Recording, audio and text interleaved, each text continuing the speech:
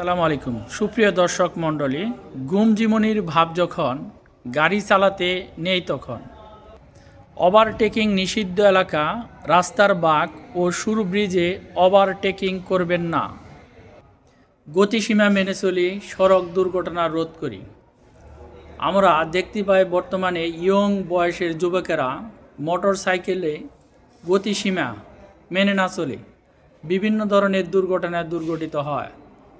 আমরা সকল গাড়ি চালকদেরকে অনুরোধ করব, যে কোনো গাড়ি চালানোর পূর্বেই আমাদের মনে রাখা উচিত অতিরিক্ত গতিসীমা বড় ধরনের দুর্ঘটনা ডেকে আনতে পারে।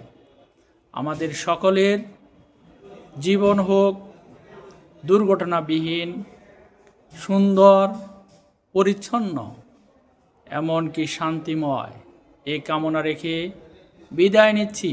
আমি শহীদুল ইসলাম সুইট। ধন্যবাদ সমস্ত বন্ধুদের।